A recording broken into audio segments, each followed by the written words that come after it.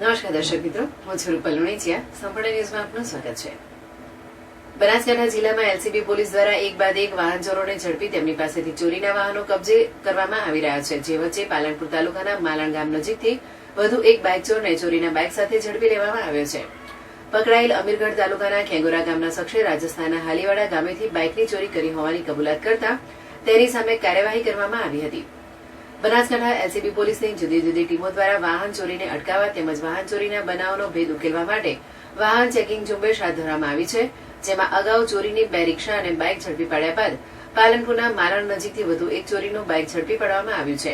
જેમાં LCB team Palanpur તાલુકાના ગંગાપુરાથી માલણ આવતા રોડ પર વોચમાં હતી. દરમિયાન એક નંબર પ્લેટ વગરનું બાઇક આવતા તેના ચાલક પાસે બાઇકના કાગળ માંગતા તેની પાસે ન હોવાનું જણાવતા પોલીસે યુક્તિ પ્રયુક્તિથી તેની પૂછતાછ કરતા તે અમીરગઢ તાલુકાના ખેંગોરા ગામનો હિમાભાઈ મુગલાભાઈ ડુંગાઈજા આદિવાસી હોવાનું જણાવ્યું હતું અને તેણે આ બાઇકની રાજસ્થાનના કાલેન્દ્રી પોલીસ મથક હદ વિસ્તારમાં હાલીવાડા ગામેથી બાઇકની ચોરી કરી હોવાની કબૂલાત કરતા તેની પાસેથી ₹25,000ની કિંમતના ચોરીના બાઇક કબજે કરી આરોપી વિરુદ્ધ આગળની કાર્યવાહી હાથ ધરવામાં આવી છે.